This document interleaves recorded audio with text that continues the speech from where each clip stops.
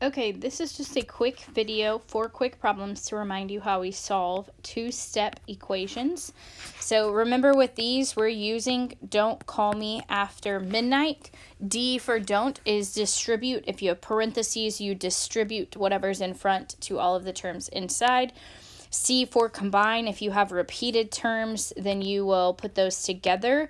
M is for move the variable to one side. These 3 steps will not be done today on solving two-step equations, so we're basically doing these 2 steps. A is for add or subtract. Wherever the variable is, you want to add or subtract away from it. And then M for multiply or divide.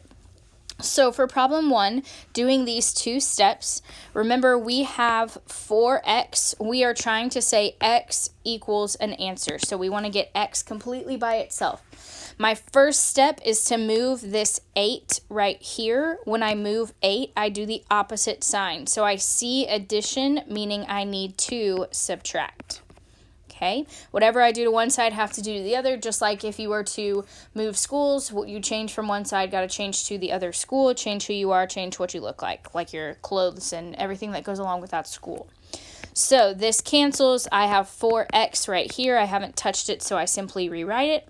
On the right side, 16 minus 8 is 8. So that's my first step. Remember, we're doing 2 steps. I've already done 1. Second step is multiply or divide. Most of these are going to be division. So I see 4 times x. To get rid of 4, I'm going to divide by 4.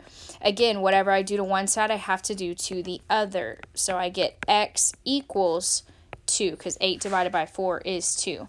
To do a quick check, 4 times 2 is 8. 8 plus 8 equals 16, which is what I started with. So that's what it should equal. Okay, so the second one, solving for, what the heck? Sorry, guys. Second one, solving for C. What on earth?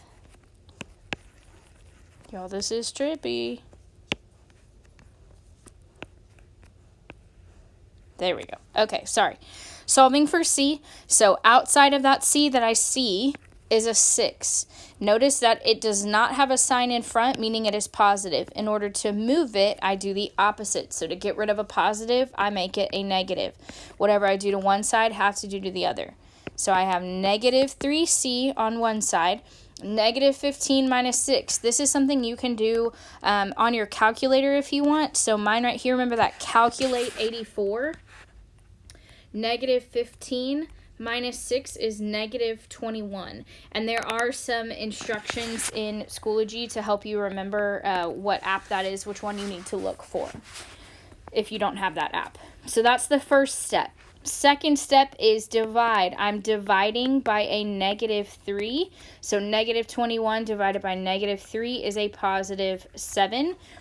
And then to check, 6 minus 3 times 7.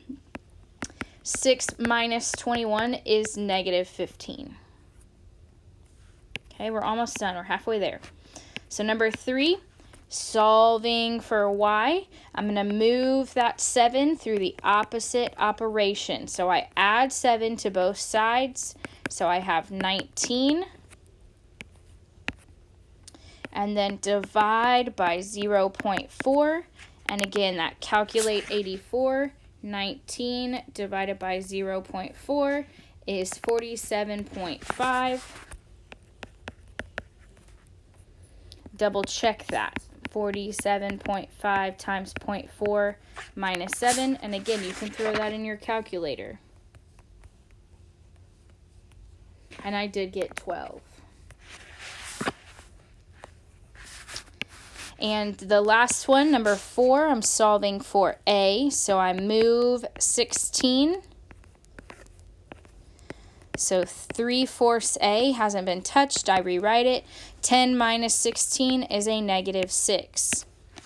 From here, I divide both sides by 3/4. And again, either put that in the calculator or turn it into a decimal.